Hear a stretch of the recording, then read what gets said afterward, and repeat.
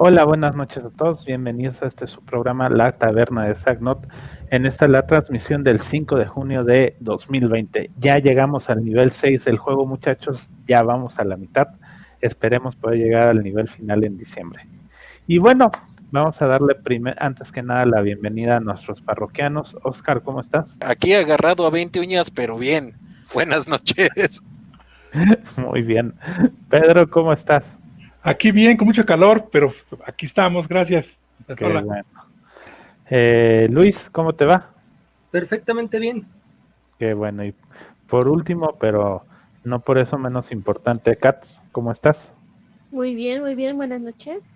Buenas noches. Y bueno, como siempre, déjenme presentarme, yo soy Hugo, yo soy la señora de mi casa, de esta casa y de su casa, si me lo permiten.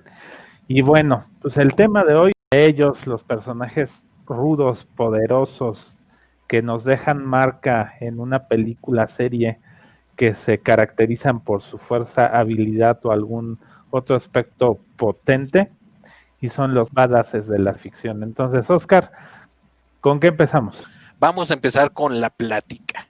¿Qué es un badass para ustedes? Para mí, yo sé que fácilmente podríamos decir que el badass tiene que ver con la fuerza o actitud, pero diría que también es una mezcla de acciones, habilidad, pero también la personalidad y la actitud de un personaje, ¿no? No es un solo aspecto el que lleva a que un personaje sea más badass. Puede ser en más personajes de una serie, pero puede ser tan blandito y adorable como un osito de peluche, o puede ser el más detestable, pero le falta el carisma para llegar a ese nivel. Entonces, diría que un badass es un personaje que aparece y sabes que ahora vas a ver algún resultado, para bien o para el mal. ¿Tú qué dices, Luis? Yo también creo que no es necesariamente el nivel de poder, sino que tendría que ver también con cosas de la personalidad del personaje e incluso del contexto dentro de su historia. Si es una historia en la que pues todo es paz hasta que la Nación del Fuego ataca, igual el ser badass tendría que ver o con ser el avatar que tiene que ir a acabar con la Nación del Fuego para recuperar el balance, o con ser alguien como Sokka, que simple y sencillamente va a estar ayudando en el camino haciendo lo mejor que puede, aun cuando no se vean malvados ninguno de los dos, ni hagan cara de malditos todo el tiempo. ¿Tú, Judith, qué dices? Para mí el badass es como dicen ellos. Es un personaje que tiene algo que destaque, lo hace destacar del resto. Puede no ser el héroe, puede ser el villano, puede ser alguien más, pero hace algo dentro de lo que le toca vivir, dentro de lo que le toca pasar, que dices, wow, este cuate merece mis respetos, ¿no? Muy bien, tú, Pedro, ¿qué dices? Pues yo pienso que es un personaje que se impone, ¿no? Que causa un efecto entre los demás, que puede ser que se incomoden o se sientan seguros. Es alguien que en el momento que habla todos le ponen atención, en el momento que da una orden todos obedecen. Si no lo hacen de inmediato, lo harán tarde o temprano, porque es al fin de cuentas el que sabe lo que se necesita hacer. Como han dicho ustedes, no necesita ser fuerte, nada más es una persona convencida y con una buena actitud.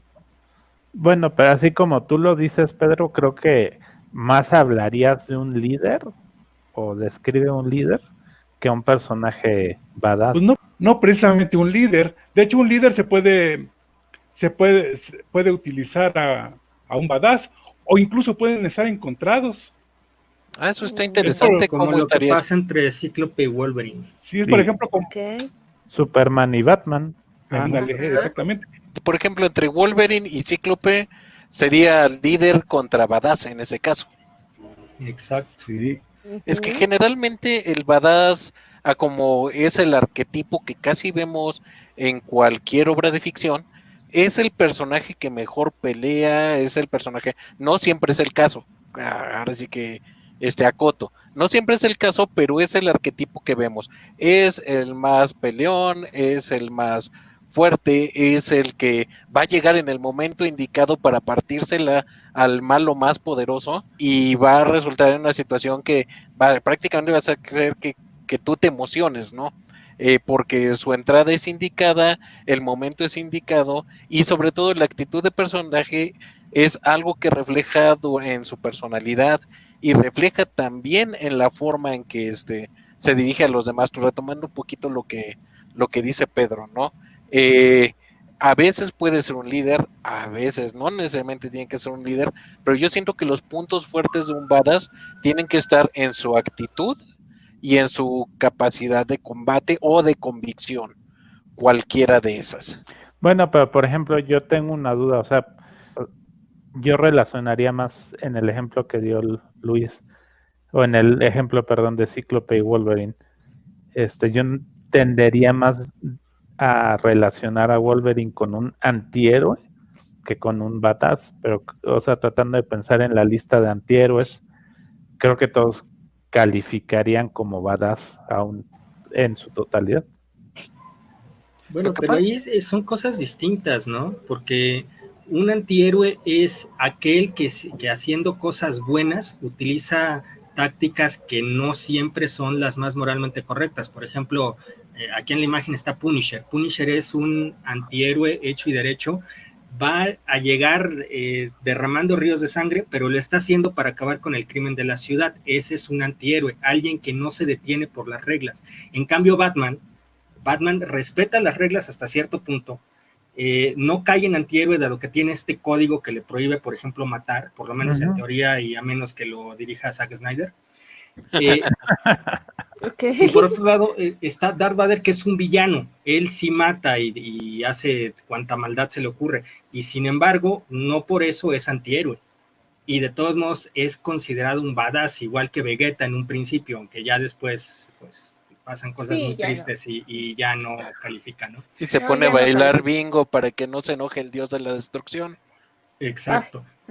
Pero un badass en teoría debería ser alguien, según la definición gringa, porque esto es slang de Estados Unidos directamente, se refiere a alguien intimidante, alguien que normalmente pues es de mala sangre, alguien malvado, alguien, por ejemplo, un pandillero, pero esto después es extrapolado a lo que es la cultura pop, y ahí ya se empieza a tomar como indicativo de un personaje que es el más fuerte, que es el más duro, y que es alguien que se atreve a ir más allá, que es incluso inflexible cuando lucha por algo que quiere.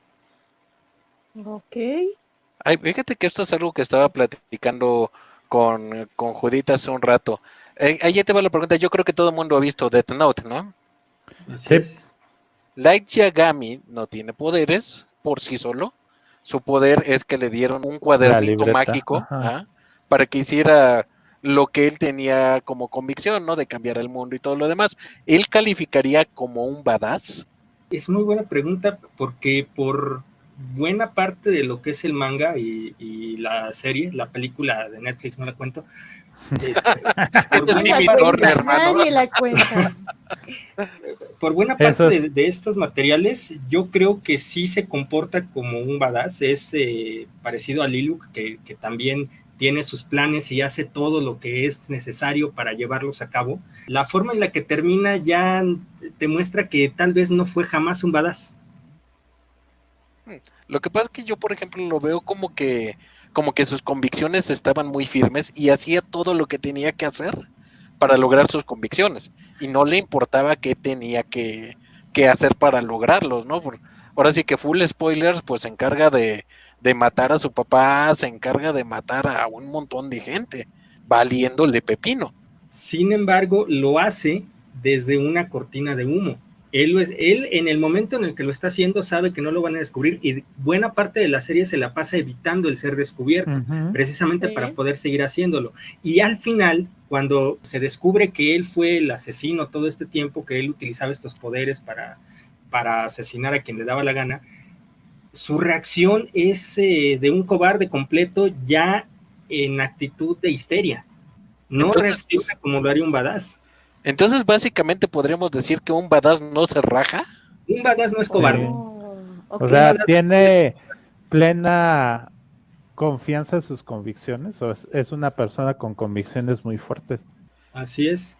De hecho, sus convicciones son tan fuertes que hacen que se anime a ir más allá y que no se eche para atrás a la primera. En el caso de Light, si él hubiera sido un badass realmente, igual hasta se hubiera entregado, ¿no? Así de, ok, arréstame y ya después yo veo cómo salir adelante. Pero no, le da este ataque de pánico, de histeria, como me lo parece, y echa todo a perder.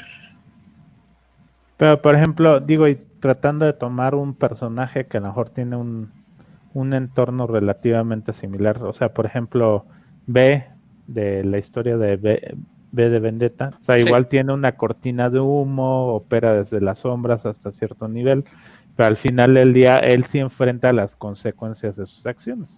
Exacto. Aparte hay una diferencia, porque Light Light es el equivalente a un troll de internet. Él desde su casita está Ok. en el cuadernito quién se va a morir. En cambio, B, aparte del lado táctico que sí tiene Light, B se avienta a las calles a hacer lo que sea necesario y obviamente se pone esta máscara que es lo que hacen todos los superhéroes. Se pone esta máscara para que no se descubra quién es y poder seguir trabajando, no por otra cosa, para que no lo detengan por ese lado. Pero cuando las cosas finalmente llegan hasta el punto en el que ya no puede evitar las consecuencias de sus actos, él no por eso se amilana. Insisto, yo creo que un badass no puede ser cobarde. Lo que Muy pasa es bien. que yo siento que sí hay una diferencia entre el B de Vendetta de la novela y el B de Vendetta de la película. Y yo siento que hay un detalle ahí bien interesante que a lo mejor no necesariamente nos lleva a redefinir el asunto de los badasses, porque si tomas en cuenta el B de la película, es un cuate que al fin y al cabo también resulta ser un gran peleador. ¿Sí? Y en la novela gráfica, este cuate nunca mete las manos, es todo ideológico, es todo estrategia, es todo táctica, pero no deja de ser un badass por eso. Sí, pero al final del día, pues se enfrentan las consecuencias de sus actos, ¿no? Sin chillar. Pues, ¿eh? Sin chillar. Sin chillar, ok. Ok, Así de como los machos. Esto nos llevaba al siguiente cuestionamiento. ¿Es necesario tener superpoderes o ser sobrenaturalmente hábil para ser un badass?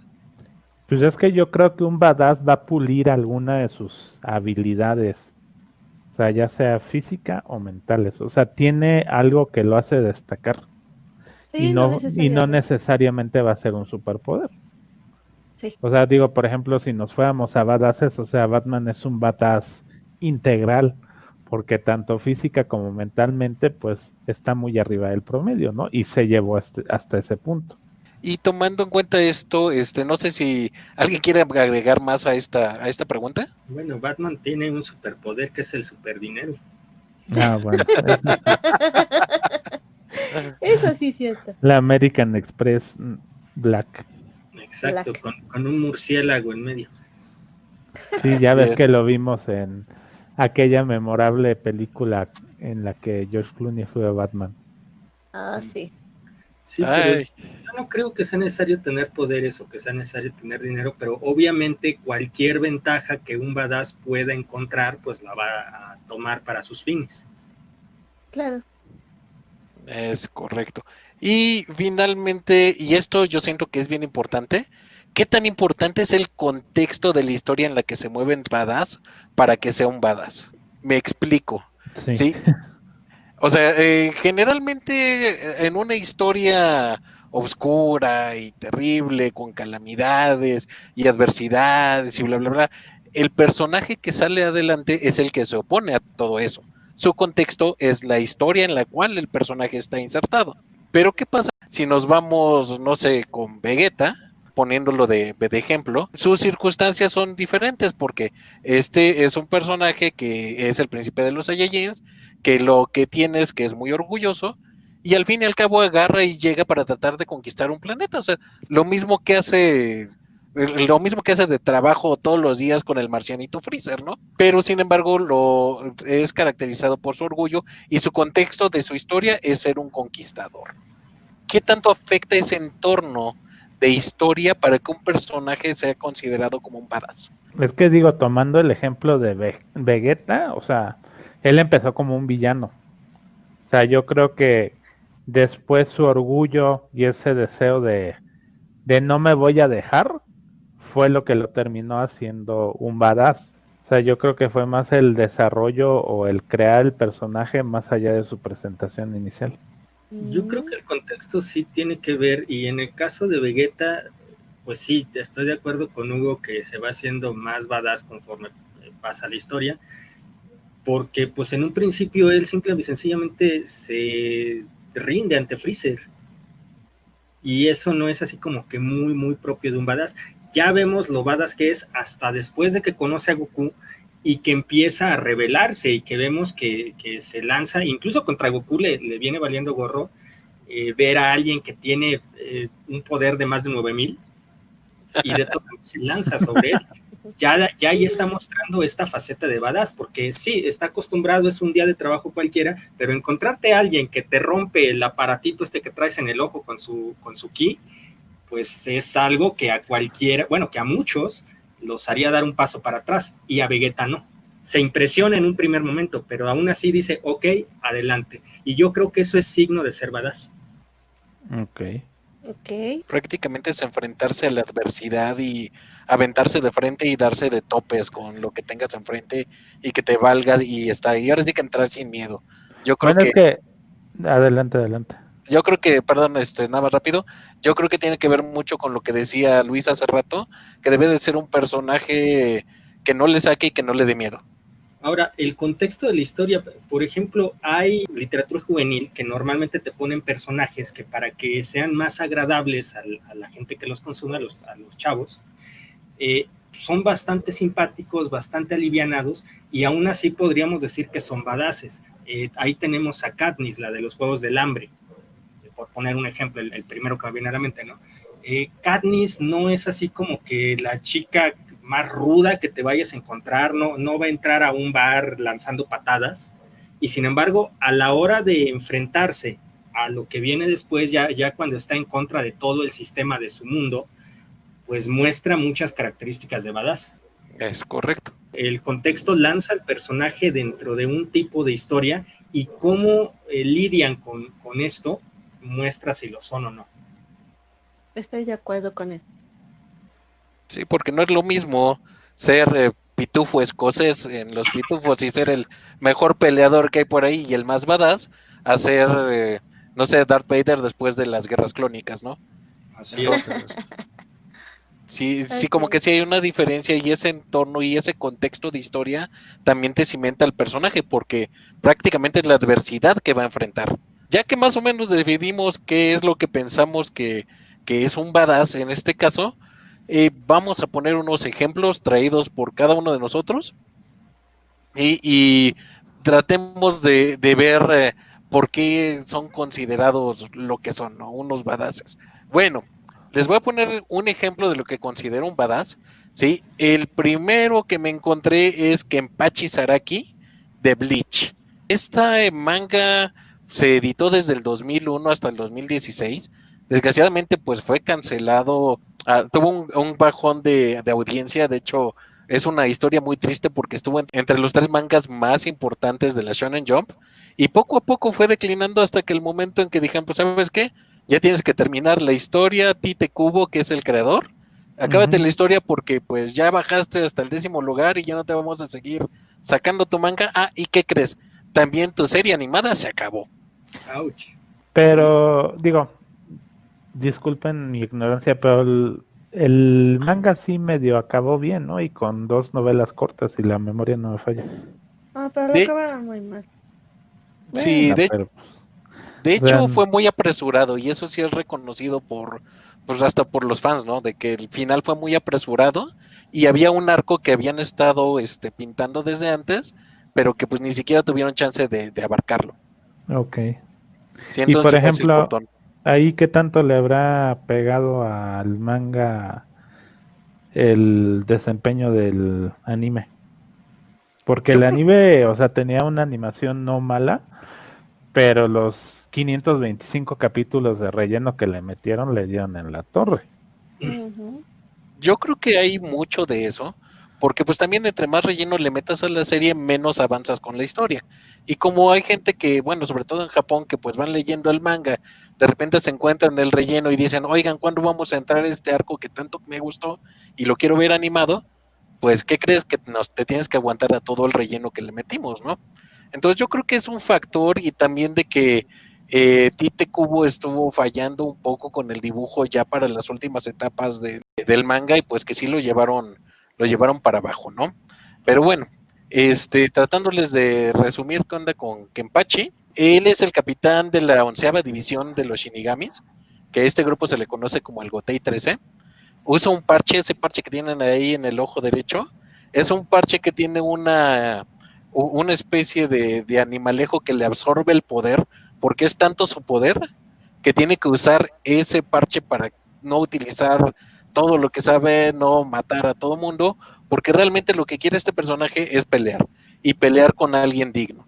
De hecho, lo que hace es que utiliza nada más una mano, utiliza su espada que se llama Zanpakuto, o así se llaman las espadas genéricas que portan los Shinigamis.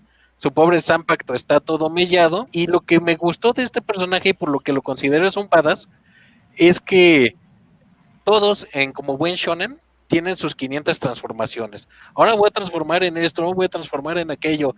Voy a sacar mi nueva forma porque es la forma más poderosa. Kenpachi solamente tiene una sola forma, que es: te voy a dar con mi espada. Tú me sacas tus 500 transformaciones, yo te voy a dar solito con mi espada. Y Kenpachi es lo suficientemente fuerte para patear a personajes con 500 transformaciones solamente usando su espada y una mano. Ese punto es parte del personaje, ¿no? Porque se supone que Kenpachi es el título de Shinigami más fuerte. O sea, el personaje es Araki, pero el título es precisamente por ser el más fuerte. Es correcto, es el Kenpachi. Ajá, entonces, pues por eso es que se da esos lujos. Él sabe que no hay nadie más fuerte que él, ¿no?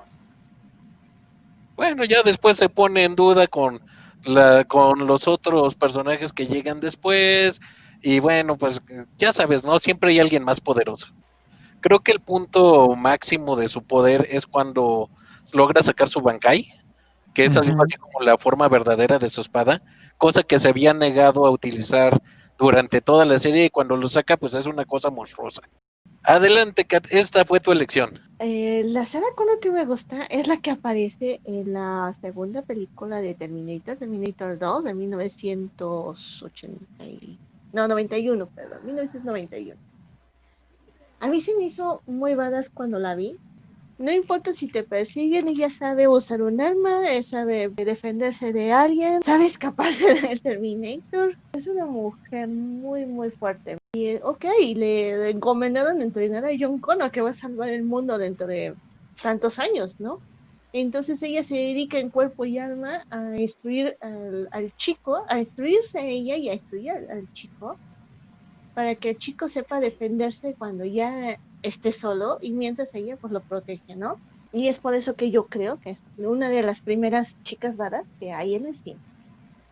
Bueno, pues a Sarah Connor le encargan educarlo, gestarlo, criarlo. Todo. De hecho, yo creo que sí es muy importante hacer el contraste, porque si ustedes se acuerdan de la Sarah Connor que salió en la primera película, pues era como que la chica Flans, ¿no? Así toda... Era una chica de 19 años que apenas estaba viviendo sola y se preocupaba más por el peinado y la ropa que por el mundo, ¿no? Así es, y de repente le cae esta responsabilidad de criar al Salvador del mundo, ¿sí? Y lo que hace es entrenarse para cumplir con esa función. Y la verdad es que cuando vemos el contraste de la Sarah Connor del primer Terminator contra la del segundo Terminator, el contraste es brutal. Así es, el personaje ya creció, el niño también ya creció. Y te digo, la chica esta aprendió a defenderse, aprendió muchas cosas para sacar adelante la misión, digamos así, entre comillas, ¿no? Pero lo hace más por sobrevivir, ¿no? Sí, o sea, es un... No es como si diga, oh sí, esta es mi misión, tengo que salvarlo. Al principio es más de, si no me pongo ducha, me van a matar. Voy de acuerdo, pero le digo, está bien, sabe que un malvado robotito se la va a venir en algún momento tras ella. Es obligada más que otra cosa. Sí. Exacto. En la primera película obviamente es completamente obligada. En la segunda, en Judgment Day, ya es alguien que tiene pues ciertas tablas, que ya tiene experiencia que le permite funcionar. Ya pasó su Y tiempo en la habitación del tiempo, valga la redundancia. exactamente. Y es hasta Ok. la película del año pasado, Dark Fate, que igual les gusta, igual no. Pero en Dark Fate es cuando ya se ve que realmente se convirtió en una badass hecha y derecha, que ya no es específicamente estar sobreviviendo. Y ya la ves vieja y todo, pero muy curtida el personaje. Pero, por Ujú. ejemplo, ahí qué tanto influye la actriz, porque digo, ya hemos tenido varias Sarah Connor, o sea, ninguna de las otras 3, creo que ya hay, o sea, le llega a los tobillos, entonces más allá del personaje, yo creo que es la actuación. Exacto. Lina Headey es en las crónicas de Sarah Connor, ¿no? Y Así Emilia es. Clarke en esta de Genesis. Pero ninguno me gustó tanto como Linda Hamilton en esta película. Yo creo que Linda Hamilton es la mejor. Pese a Ujú. que la Khaleesi se ve muy bonita haciendo la de Sarah Connor y que igual Cersei también se veía bien, pues yo creo que la mejor sigue siendo la primera. Caray, de veras, 2 actrices de Game of Thrones haciéndole de Sarah Connor Y no la llenan. y no No. le llegan. No, no le llegan. Perfecto. Pasemos con la siguiente. Iji. Alita. Arráncate. No, Alita, o también conocida como Gali, según el cómic original de Yukito Kishiro, pero ahorita igual es más conocida por la película del año pasado, la del 2019, dirigida por Robert Rodríguez y producida por James Cameron, que ya sabemos que no quiere hacer este cine como de superhéroes y cosas así, ¿no? Como contexto, Alita en un principio es encontrada en un basurero por el Dr. Ido, la reconstruye, ella es un cyborg, encuentra nada más su cabeza, la reconstruye y pues esta muchacha no tiene ningún recuerdo de quién diablos es. Entonces, ¿en qué momento empieza a ser badass? En el momento en el que se ve en peligro. Otra vez, más o menos igual que Sarah Connor, que es cuando estás en peligro, despiertas tu potencial, nada más que ella ya lo trae desde antes. Durante su historia lo que intenta es tratar de descubrir cuál es su pasado, de dónde vienen precisamente sus habilidades de batalla, y poco a poco va descubriendo estas pistas y en el proceso se enfrenta a cyborgs asesinos, vive en una distopia espantosa donde el que tiene que comer es porque está matando al vecino. Entonces es un mundo muy muy rudo. En un principio Ido trata de educarla como si fuera una niña. En la película te lo matizan diciendo que había perdido una hija y de hecho el mundo de la película es muchísimo más fresa de lo que es el mundo del manga. Parece Plaza Sésamo comparado con el del manga. Oh, Exacto. Es que en el mundo de la película tú vas a relajarte, a jugar en patines con tus cuates, a comer chocolate. Hasta hay gente turisteando. Exacto. En cambio, en el mundo del manga, tú te metes a donde vive Alita, al scrapyard, y lo más probable es que te asalten. Y no es un asalto normal, es un asalto en el que te van a sacar la columna vertebral para venderla en el mercado negro. ouch. Yo considero que Alita es una badass porque, aparte de este potencial que tiene, efectivamente no se amilana ante nada. Ella siempre va de frente, no importa qué tantos cambios tenga que hacer en su vida. En un principio a ella lo que se le ofrece es una vida normal, una vida tranquila, donde no tendría que preocuparse de nada más que pues ser la niña de Ido. Sin embargo, en lugar de eso, ella primero decide convertirse en una bounty hunter, en una cazarrecompensas, que en este caso se dedican a cazar cyborgs y supercriminales de ese tipo. Ella sigue cambiando de profesión, llega un momento en el que, como vemos en la película también, se mete de deportista a esto que es el motorball, que también es un deporte completamente brutal. Después se pone de exploradora, termina de exploradora espacial, total, termina descubriendo que en algún momento parece que fue una super soldado.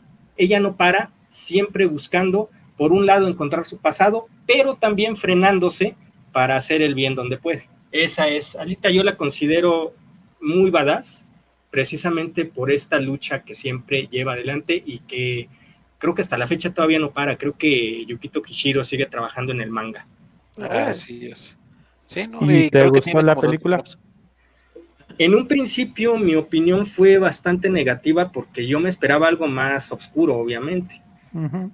Incluso cuando vi el tratamiento que le dan a los villanos, sí me quedé como diciendo, bueno, ¿por qué pasó esto? Ya después, poco a poco, caí en cuenta que más de haberse basado en el manga, se basaron en el anime que salió por ahí de 1993 y que sí ya era una versión menos violenta. Todavía tenía escenas bastante fuertes, pero sí era mucho menos violenta que el manga y tenía mucho menos crítica social, porque también el manga, por lo menos al principio, los primeros tomos, te meten mucha crítica social dentro de esta distopia oscura en la que vive Alita. Pero ya que caí en cuenta de eso, dije, bueno, por lo menos estoy viendo a Alita en acción viva después de esperarla por 20 años desde que James Cameron me la prometió por primera vez. Bajaste las expectativas. Sí, ya terminé bajándolas y ahorita espero con ilusión que sí hagan la segunda. Ok. Se ve un poco difícil porque ya es propiedad de Disney. Exacto. Entonces, pues ya así como que... Aunque por ahí leí el comentario de que parece que James Cameron está insistiendo para que se haga. Pues ojalá que sí, porque la historia va a lugares muy interesantes. Disney, te vendo Avatar, pero déjame hacer Alita. Ay, una tentadora oferta. Ese James Cameron es un loquillo. Muy bien. Y Vas tú, Hugo. Bueno, mi primer personaje badass. Ella es Erin Sun.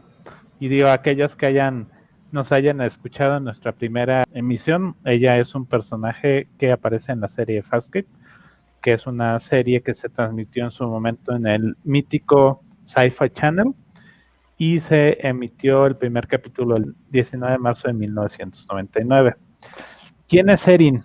Erin es parte de una organización que pudiera considerarse la organización policíaca de la galaxia, que eran los Peacekeepers, guardapaz, digámoslo así, y pues cumple un rol de policía espacial, ¿no? O sea, es parte de un escuadrón, tiene su nave, y pues le van asignando misiones dependiendo de lo que esté pasando en ese momento en su jurisdicción, ¿no?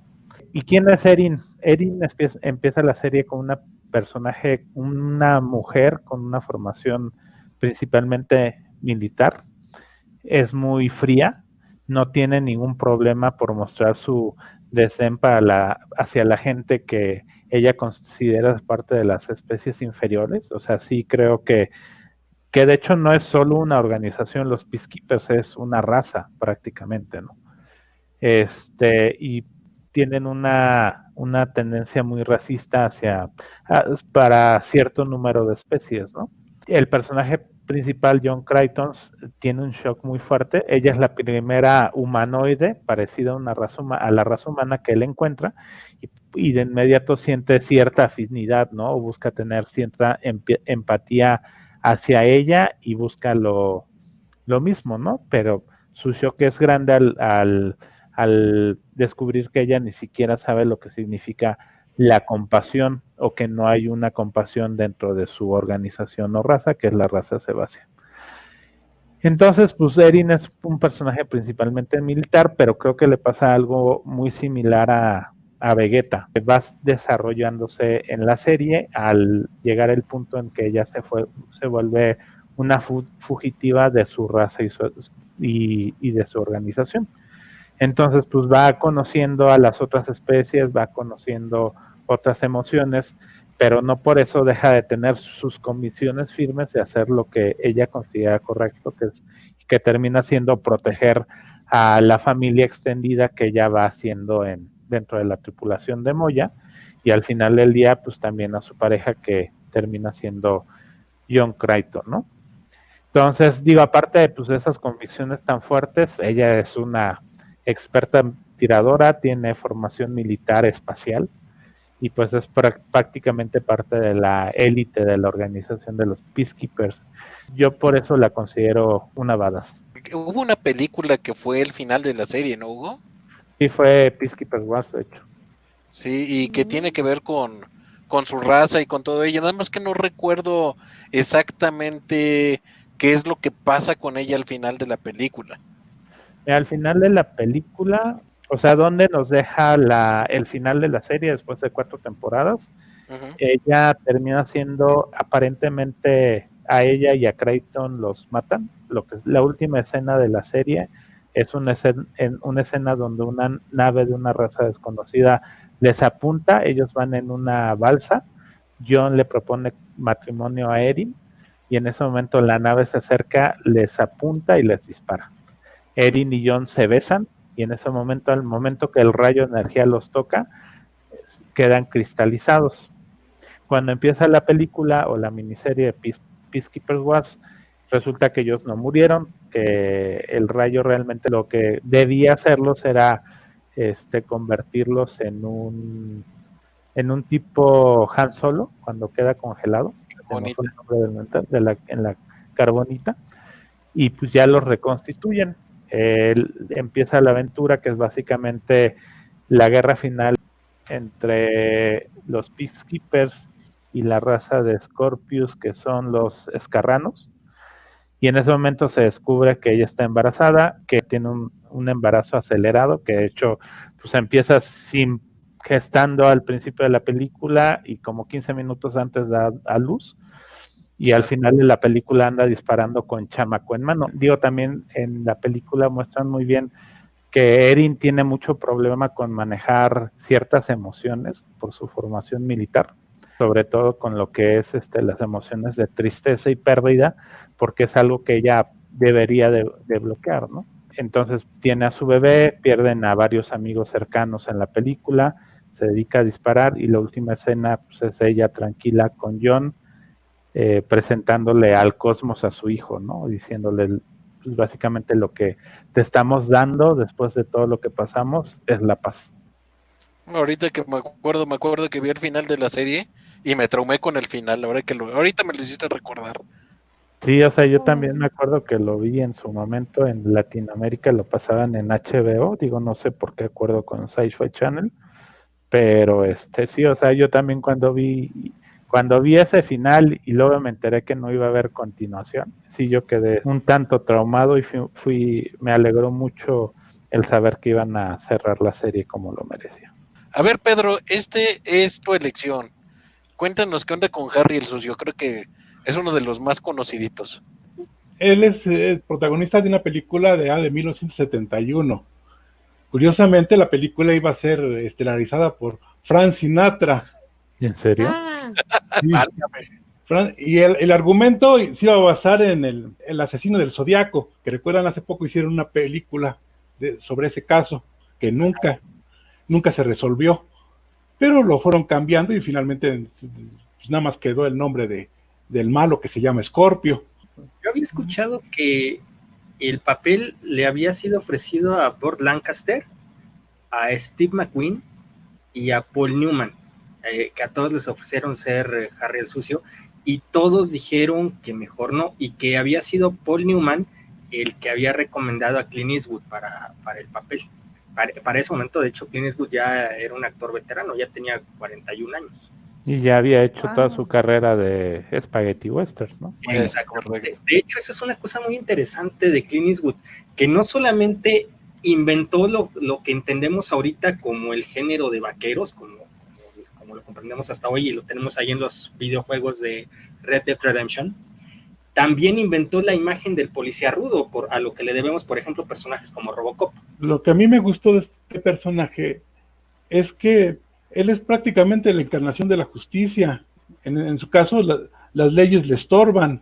Él no necesita de tener una motivación para hacer lo que hace. Él simplemente porque los malos son malos, pues hay que eliminarlos, ¿no? Como por ejemplo que John Wick, que está muy encariñado con su perro, porque significa todo en su vida, se lo matan y va y mata al que mató a su perro. No. Aquí, por ejemplo, pasa que él se encuentra un perro, ya lleva un rato con él, van los malos, se lo maltratan, entonces va él y maltrata a los malos. Tan sencillo. Tan sencillo. Además, otra cosa que me encanta de él es que utiliza la psicología, ¿no? Como que trata de espantar psicológicamente a los malos. Hay una escena donde el malo secuestró un camión de niños. Para entonces habían cesado a Harry Callahan, se pide a Harry Callahan. Bueno, lo habían cesado, ¿no? Entonces, él está muy confiado de que no lo va a perseguir, pero de pronto lo ve desde una parte muy alta y alejado, pero suficiente para que lo vea, ¿no? Entonces ya este cuate está que moja los pantalones desde ese momento. En otra escena se está agarrando a tiros con un cuate que tiene un rifle y de pronto le dice Harry, sé lo que estás pensando, si ya disparé mis 6 tiros, ¿no? Si has llevado bien la cuenta. Déjame decirte que yo no estoy muy seguro y ya el otro ya mejor suelta el rifle. Lo suelta, pero le dice, y dime, a ver, la verdad, sí fueron los 6. Entonces le hace, tic, dice, sí fueron los 6. O sea que Es la escena de Do You Feel Lucky, ¿no? Sí, are you feeling lucky today? Te sientes con suerte, básicamente. Ajá. Que de hecho no era así, es una de esas cosas de efecto Mandela. No vayas a empezar, Luis. No, Ya en ves, serio, es que vienes a la echar a frase perder la original es, diversión. tienes que preguntarte, tienes que hacerte a ti mismo esta pregunta, ¿me siento con suerte? Así que, ¿es así, Pong? Esa es la frase completa, ¿me siento con suerte? Es la pregunta, no, ¿te sientes con suerte? Pero bueno, sí. es que yo vivo para romperle la ilusión a la gente. Luis destruyendo ya lo sé. ilusiones desde 1900 no sé cuándo. Por eso mismo que les acabo de decir, porque él como les digo, no necesita mayor motivación para actuar, él es la justicia encarnada y las leyes nada más le estorban. Por esa razón es mi badass. Pero a ver, nada más para entender la motivación del personaje, ¿su motivación es la justicia o es la ley? La justicia. Como les digo, las leyes le estorban. La justicia, o sea, los malos son malos, quizás. En una de mis selecciones, pues obviamente es Guts, de Berserk. Para darles una idea, este cuate tiene el contexto de que también hablábamos hace rato, del entorno, que es lo que hace el personaje Badass. Básicamente, Guts vive en la Edad Media, es un personaje de fantasía, sí, que prácticamente tiene una vida terrible, nace del cadáver de su mamá que está colgada en un árbol, nace de ese cadáver, lo cría una banda de mercenarios y pues después de haber pasado muchas peripecias ahí que no mencionaré, sí, termina matando a su padre adoptivo y se vuelve un badass por sí solo, hasta que llega un momento en que pues lo es traicionado y prácticamente le ofrecen de sacrificio a unos dioses oscuros. Y aún así, con todo y que lo sacrificaron a él junto con todos sus compañeros, pues fue el único, uno de los poquitos que sobrevivió a todo ese ritual. Y pues prácticamente se quedó sin brazo, con una novia que se volvió loca, y pues dedicó su vida, y sin ojo, y dedicó su vida a luchar contra las cosas que le hicieron el mal. Sí, y pues bueno, esto es un cuate que es implacable, no se anda con cosas, es como el Harry del sucio fantástico, trae una espada como de 2 metros, 3 metros, y yo creo que la adversidad está representada por estos demonios que cada noche se lo quieren comer. Está marcado para sacrificio y todos los demonios del mundo van a buscarlo. El cuate tiene que luchar contra ellos, los tiene que matar y está en constante modo de supervivencia. ¿Sí? Y siempre sale triunfante, es uno de los badasses del manga y el anime más icónicos. Y si alguien tiene chance de leer el manga, yo se lo recomiendo ampliamente, aunque pues desgraciadamente es sabido que su creador, Kentaro Miura, ¿sí? Bueno, dicen, porque también no está comprobado, de que con toda esta oscuridad, que el manga es oscuro y súper fuerte y con escenas bien difíciles, al creador del manga se la pasa jugando un juego que se llama Idol Master, que se trata de andar entrenando chavitas para que canten ahí de las idols, como dice el nombre, y pues bueno, porque tiene que jugar a Idol Master, no hace Berserk. Entonces, el manga creo que se lleva editando desde 1989 y es fecha que todavía no puede terminar. Ni va a terminar. Pues, sí. Seguramente. El andar entrenando a idols es más importante. Muy bien. Kat, explícanos qué onda con sí. Lelouch. Ya vi que aparece ahí el buen Lulu. Bueno, ¿qué tiene de bueno Lulu? Ok. En Code Geass, que es el anime donde sale el buen Lulu, Britannia, conquista el mundo. Son muy pocos los países que siguen libres y que no pertenecen al imperio. Y Lelouch pertenece a la descendencia del emperador actual. Es el número 16 en la lista de sucesión. Pero por buenas a primeras, termina con paradero desconocido, se le cree muerto, hasta que recibe un poder, que es el Geist, ¿no? Si hace contacto visual con una persona, él tiene la capacidad de darle una orden y la persona en cuestión la va a cumplir, sin importar lo que sea. Esto le da la ventaja de hacer un golpe de estado en Japón, donde está actualmente viviendo, para levantarse en contra del imperio, en contra de su papá, y guau, ¿no? El chico es bastante inteligente, no es una persona fuerte, lamentablemente, pero como dice, su capacidad de fuerza lo tiene solventada con la inteligencia, ¿no? Eso es lo que me gusta de este personaje.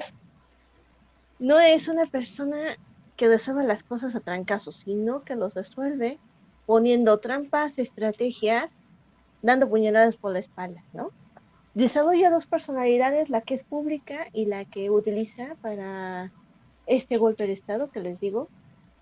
No se detienta el corazón para manipular a las personas, y es por eso que me gusta. Como Zero sí es una especie de héroe, ¿no?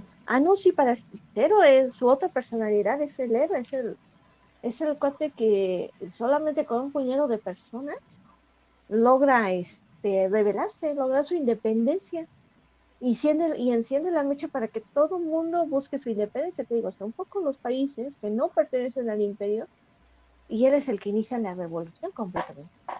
Lo que pasa es que él es así como que la imagen de la rebelión para, en este caso, los japoneses, ¿sí? Y sin embargo, pues obviamente, como buen rebelde, pues es la imagen del villano para los británicos. Exactamente.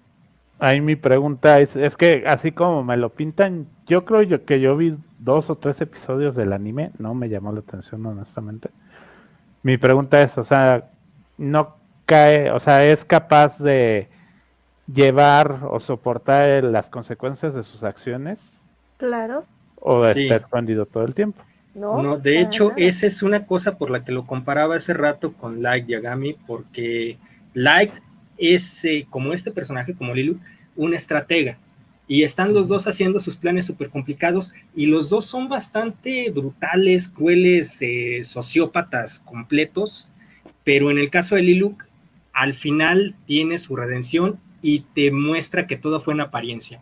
Si vamos con full spoiler, básicamente para él crear un mundo nuevo en base a lo que ha construido, volviéndose cabeza del imperio, decide sacrificarse a sí mismo, pero preservar el símbolo, muy parecido a lo que sucede en V for Vendetta, el símbolo que es Zero.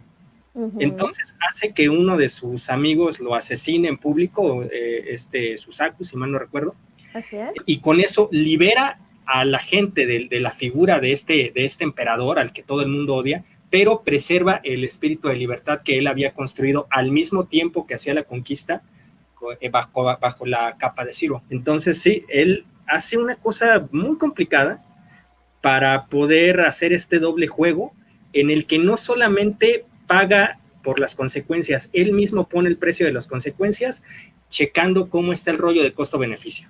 Y para él, el costo de su vida vale el beneficio de tener un mundo nuevo y libre del imperio. Así es. Muy bien. De hecho, sí, adelante, Kat. Bueno, y si tomas la película como canon, sigue vivo. Esta es una de esas series que es así como que le debes de tener paciencia, sí, porque realmente hasta que termina la primera temporada es que empieza a agarrar, sí, agarra el saborcito que pretenden los creadores con la serie. Y por lo que entiendo, yo ya no pude ver la segunda temporada, pero la segunda temporada es mucho más movida y como que va más al grano y hay más intriga y más todo. Entonces, técnicamente como que sí es de aguántate tantito, y la primera temporada no es tan buena, pero lo demás sí. Así es, y ahorita las 2 temporadas más la película están en Netflix. ¿Verdad, Luis? Hit Girl. Este personaje, me imagino que la mayoría la deben conocer por las películas de Kick-Ass, la 1 y la 2, pero originalmente aparece en el cómic creado por Mark Millar y John Romita Jr. Nos presenta a esta niña, literalmente es una chavita que en el cómic tiene 10 años. En la película, pues, protagonizada por Grace Claw Moretz, ronda los 12 o 13 que tenía la actriz cuando la filmó. La cosa con esta niña es que es una especie de Punisher con entrenamiento de Batman. Así de exagerada es su habilidad. Y definitivamente nada la para. Puede con todo. Se dedica específicamente a cazar células criminales. ¿Y todo por qué? Bueno, los que vieron la película, pues porque su papá la entrena, porque es una persona noble que cree en la justicia y busca pues llevar a su vida, a una vida más interesante en este tipo de lucha.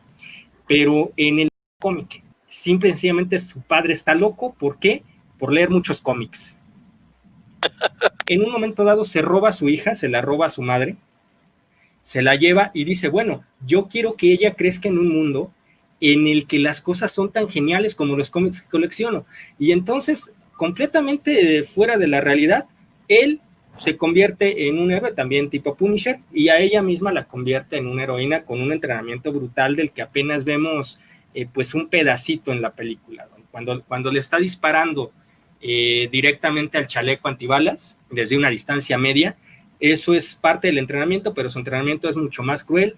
Las tácticas que utiliza también, es un cómic que tiene partes muy polémicas. De hecho, cuando ella va a enfrentar a los malos, agarra y se echa su dosis de cocaína para poder aguantar, lo cual ya nos habla de qué tan diferente puede ser la película y el cómic. Pero bueno, en sí el personaje es increíblemente brutal, insisto, es una especie de Punisher con entrenamiento de Batman, nada la detiene, y pues bueno, aparece por primera vez en estos cómics donde ella no es la protagónica, pero desde el 2018, si mal no recuerdo, ya tiene su propia serie, donde ahora se dedica a viajar por el mundo, acabando también con células del crimen en distintos puntos del planeta. No es una muchacha normal, esa es una cosa que ahorita que estamos checando todos estos badasses estoy notando. Parece que ese es otro elemento que se nos pasó al principio. Yo creo que ninguno de estos personajes es exactamente alguien que pudiéramos considerar normal. Todos tienen estos elementos que hacen que su mente funcione un poquito tirándole a lo psicópata, parece, o por lo menos sociópata, como Batman. Y pues nada más. Como comentario extra, Mark Millar ha hecho otros trabajos, empezó su línea editorial hace unos años, la línea editorial que se llama Millar World, que la compró Netflix. Así es. Todos sus trabajos menos Kick-Ass y Kingsman, que es otro producto del mismo autor. Exactamente. Y sí, todas las versiones que hacen hecho para cine son versiones muy, muy, muy amables de lo que hizo originalmente para cómics. Los cómics son para gente que no respeta nada, mientras que las películas pues son buen entretenimiento familiar. Bueno, depende si le preguntas a Jim Carrey por Kick-Ass 2. No, hombre, sí, Jim Carrey. Después de que filmó la película haciendo precisamente el papel de Big Daddy, el papá y entrenador de la Hit Girl, después de que la filmó, a la hora de promocionarla, dijo, no, pues es que yo estoy en contra de la violencia, y si me hubiera dado cuenta antes, o sea, como jamás leyó el guión, si me hubiera dado cuenta antes de que se trataba la película, no lo hubiera filmado, así que no voy a ayudar en su promoción. Pero me quedo con el cheque. Exacto. Pues sí. Está loco, no es tonto. No sé por qué pensé que Jim Carrey había salido en Kick-Ass 2, pero sí fue en la 1. Pero bueno, creo que ahora me va a mí, y siendo muy rápido, pues The Bright, Beatrix Guido, que se hizo famosa por las películas de Quentin Tarantino de Kill Bill 1 y Kill Bill Volumen 1 y Kill Bill Volumen 2. Y pues, ¿qué puedo decir? O sea, básicamente es una versión adulta de Hit Girl. Digo, pues simplemente el hecho de que en la primera película haya tenido una pelea contra toda una banda de yakuzas y haya salido victoriosa y aparte eliminado a varios maestros de la espada en el camino, creo que nos dice todo lo que nos tiene que decir de las habilidades marciales del personaje, sus habilidades como espadachín, y aparte la tremenda fuerza de voluntad que demuestra para recuperarse de su condición física después de años en coma y levantarse para cumplir su venganza. Entonces, su habilidad de pelea, su fuerza de voluntad y su convicción en que se tiene que vengar de Bill. Igual que Hit Girl, precisamente las dos son unas bestias a la hora de pelear. a mí se me quedó muy grabado cómo, estando enterrada viva, sale a puñetazos de la tumba. Sí, así, pum, pum. O sea, sí, o sea, realmente creo que Kill Bill es una película favorita para muchos de nosotros. Robocop, y creo que este es de Pedro. Yo en particular me gusta la primera versión, ¿no? Me gusta por lo imponente que se ve. Aquí lo especial es que el Robocop que hace esto es la máquina, no es Morphy. Bueno, al principio no lo es, pero cuando ocupa su lugar de todos modos, se ve que sus principios han estado ¿Oprimidos? No, por el contrario, el hecho de que Robocop se ponga en contra de la OCP es porque están promoviendo a los criminales, ¿no? Sí están en funciones, a final de cuentas, sus principios, porque o sea, son tan grandes que es lo primero que aflora de su conciencia. Y después, cuando ya él conscientemente ya es Morphy, pues lo sigue. No le importa todo el daño que le hicieron. Lo mataron una vez, estuvieron a punto otra vez de destruirlo, pero aún así, él sabiendo sus limitaciones, incluso sabiendo que por la maldita orden que tiene no puede capturar al malo, pero de todas maneras va y lo enfrenta. Sí, pero poco a poco va aflorando esa parte, ¿no? Porque al principio lo que se maneja como la brújula supuestamente moral de Robocop son las directrices de su programación. Sí. Y es después cuando, pese a las directrices, incluyendo las que le prohíben atacar a las personas que están coludidas con esta red de crimen, es cuando sale su parte humana, que dice, no, caramba, pues tengo que hacer algo pese a que mi programación diga lo contrario. Y ese es el conflicto de la película. Sí, pues es lo que digo, que al final de cuentas es lo que hace valer al personaje, ¿no? El que tiene sus principios. De hecho, se supone que por eso lo escogieron a Morphy. Bueno, también lo escogen porque es la cosa más desbaratada que les llegó en ese momento. Oye, tenemos este cadáver en la morgue, ¿lo quieres? O sea, no, o sea, creo, o sea, sí entiendo la parte de que las convicciones, pero sí, pues ahora sí que porque lo hicieron Robocop, pues era lo que tenían disponible. No es así como si hubieran hecho un screening de varios candidatos para ver bla, bla, bla, bla, bla. O sea, yo compararía las directivas de Robocop a los principios de la robótica de Isaac Asimov. Exactamente. De hecho, está muy basado en eso. Sí, y bueno, como les digo, es eso lo que hace un personaje de valía que tiene sus principios, sea esto el objetivo o no, él los tiene, es lo que lo lleva al final a hacer lo propio para acabar con los malos, y por esa razón es mi mamá.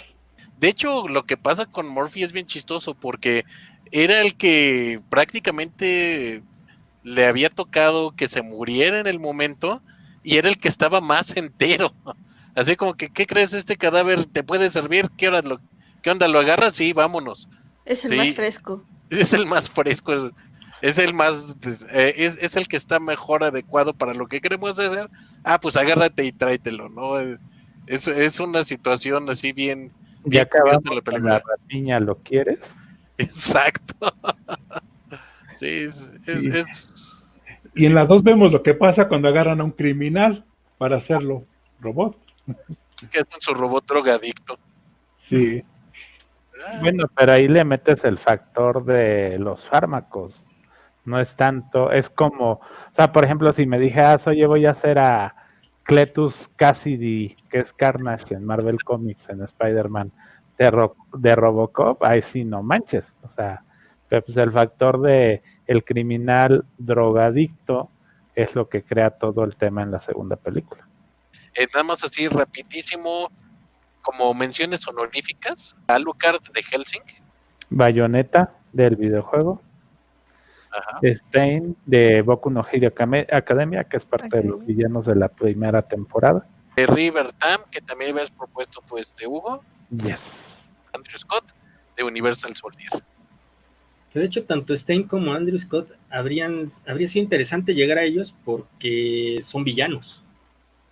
Así es. Sí, y dan antihéroe. otra perspectiva de lo que es el badass según lo que hemos estado comentando, porque por ejemplo los dos policías que eligió Pedro, él los eligió por ser, pues digamos que hacer lo correcto, por representar la justicia.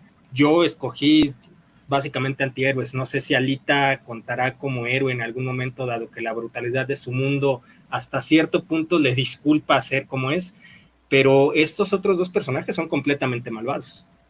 Pues Así es. a ver, Kat, aprovechamos y échate rápido, Stein, para juntar lo que está diciendo ahorita Luis. Ujú. Digo, Pues para sí. no dejarlo. Muy bien. Stein, pues como lo dijo bien Hugo, es de Boku no Hero Academia. Es un antihéroe más que un villano, no se junta con los villanos, porque según él no tiene motivaciones verdaderas ni convicciones. Y él lo que quiere es erradicar a los falsos héroes del mundo. ¿Por qué? Porque el héroe, en su concepción más pura, es alguien que ayuda al necesitado, ¿no? Y los actuales héroes solo buscan fama y dinero. Entonces no están haciendo lo que deben y es su deber acabarlos, ¿no? A la hora en que aparece en la serie, lamentablemente no se ha dicho cuál es su origen o su historia. Solamente aparece que cuando ya ha matado a 17 héroes y a otros 23 los ha dejado en unas condiciones que bueno, no se van a recuperar fácilmente. Esa idealización de lo que debe ser el héroe es defendible en todo caso, porque en la profesión de héroe es algo respetada como si fueran médicos o cirujanos. Pero entonces, ¿por qué debe de ser erradicados, no? Stein es una persona que tiene esa convicción, se ha entrenado, no su cuerpo lo único que le hace posible es paralizar a su contrincante, entonces tiene que hacerle una herida para poder literalmente ingerir la sangre, una muestra de sangre de su enemigo, para que este poder se haga efecto. Entonces, cuate ha entrenado en muchas técnicas de combate cuerpo a cuerpo, a fin de cansar a su enemigo para poder activar su poder. Y es un malo malote de la serie. Es un malo maloso, pero te digo, no se sabe si ha matado villano. No se sabe, nomás se ha enfrentado con héroes y ex héroes también. Porque, por ejemplo, no le hace falta la nariz. Y resulta que la nariz, él mismo se la cortó porque ha perdido un encuentro. De hecho, es un personaje que está completamente loco. Por eso yo no creo que sea un antihéroe, como dices, Kat. Yo creo que es 100% villano. Una cosa es que tenga una razón, porque además su razón es muy buena, y otra es cómo actúa. Y en cómo actúa es lo que muestra, lo que realmente... Él a los que ataca es a los héroes. De hecho, le dicen el asesino de héroes, e irónicamente, después de que lo matan, o un poquito antes, no me acuerdo, el número de adeptos en la Liga de Villanos sube. De hecho, cuando lo capturan. Sí, era lo que veo mencionar. Es cuando lo capturan, perdón. Porque a fin de cuentas él está inspirando a los villanos porque se está comportando como uno. De hecho, es bien irónico porque él termina inspirando más villanos que héroes. Que héroes, exactamente. Exacto. Es un personaje muy interesante por eso, porque es malo, no puedo yo decir que sea antihéroe, es 100% malvado, pero él lo está escudando detrás de una filosofía que hasta cierto punto dices, bueno, pues tiene razón, un héroe no debería manejarse como se manejan estos héroes profesionales. Así es. El origen de ser un badass es su concepto de héroe y el querer imponerlo a la sociedad. Más bien quiere decir que la sociedad recuerde lo que significa ser un héroe. Pero yo creo que si quisieras hacer que la sociedad recordara que ser un héroe, tendría que hacer actos vistosos, no en la oscuridad. Y no hace muchas declaraciones hasta donde lo recuerdo, y son hechos individuales. O sea, y creo que hasta donde yo recuerdo, sus convicciones no se detonan sino hasta que es capturado, o sea, no se hacen públicas. Entonces, ¿cómo vas a impactar a una sociedad de tu visión si la sociedad no sabe por qué estás haciendo las cosas? Exacto. De hecho, es una especie de Punisher inverso. Punisher sí es antihéroe porque está matando a los malos. es villano porque está matando a los buenos, pero los dos lo están haciendo desde las sombras. ¿Por qué? Porque su interés no está en tener reconocimiento, está en limpiar al mundo de lo que ellos perciben como el mal. En el caso del Punisher, el mal es el mal. En el caso de Stein, el mal son los buenos. Son los buenos, sí. Ok. Y hablando de villanos badass, pues a ver, Pedro, cuéntanos qué onda con Andrew Scott. Es de la película de Soldado Universal de 1992, estelarizada por Jean-Claude Van Damme. Andrew Scott, o sea, Dolph Lundgren, es el villano. Ya habíamos dicho que Harry el Sucio y Robocop pues, son la justicia encarnada, ¿no? En su caso, eso él también tiene sus valores, o podríamos decir antivalores. Primero es lo que más importa es la fuerza. No suena tan mal, pero resulta que para ser fuertes tienes que abusar de los demás. Eso sí es malo.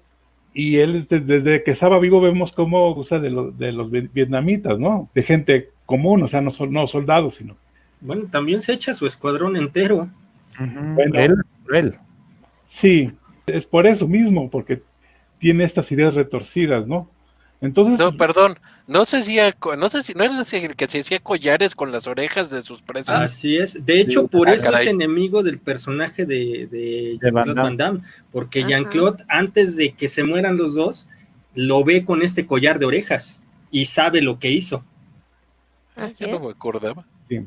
Bueno, el caso es que cuando los convierten en soldados, bueno, después de muertos los hacen los super soldados. Cuando empieza el gobierno a hacer cosas malas, él se siente en su lugar, ¿no? Contrario a Luke, que pues su bondad aflora, ¿no? Y dice, no, pues, ¿qué estoy haciendo aquí? No tarda él en darse cuenta de las cosas. En cambio, Andrew ya lo vemos inmediatamente dando las órdenes, incluso dándoselas a los científicos, ¿no? Es esa la parte donde a mí se me hizo más entrañable él que el héroe, ¿no? Porque el héroe está completamente perdido. En cambio pese a que tampoco sabe muy bien qué es lo que pasa, está en su elemento. Cuando tiene el enfrentamiento con Luke, pues hasta se echa su discurso, ¿no? Y pues todo lo que tiene que hacer Luke para acabarlo, ¿no? Lo tiene que clavar a los asadones que están ahí, porque están en la granja de los papás de Luke, lo tiene que clavar ahí, y aparentemente ya está muerto, pero no, con todo y el dolor que le causa estar crucificado ahí, con todo eso finge estar muerto para que el otro se acerque y todavía les sus golpes, ¿no? Total que lo tiene que echar ahí al triturador, solamente así puede destruirlo. Fue duro hasta el final, por eso pues es mi badass. Pero para la segunda película se sintió mejor. De hecho, en la segunda hacen un clon. Y en la tercera, la verdad, no sé cómo lo reviven, pero otra vez lo reviven. Terminamos con nuestra dosis de badasses. Obviamente hay muchos más que podríamos haber mencionado, no son los únicos. Creo que sería muy padre que quien escuche el video nos ponga su badass favorito, o si están en desacuerdo con alguna de nuestras opiniones. Creo que eso sería muy, muy valioso, que nos pudieran apoyar con sus comentarios. Bueno, pues vamos a cerrar la taberna por esta noche, amigos. Muchas gracias a todos, muchas gracias a Pedro, Oscar, Luis, Kat, muchas gracias por su tiempo, por sus badasses, y cerramos la taberna. Recojan sus vasos y buenas noches a todos. Recuerden seguirnos en nuestra página de Facebook, La Taberna de Sagnot, donde cada semana les iremos poniendo notas de interés y el tema de discusión de cada viernes. Así que buenas noches, cuídense mucho y hasta luego. Hasta luego, buenas noches. Hasta luego, bye. Bye.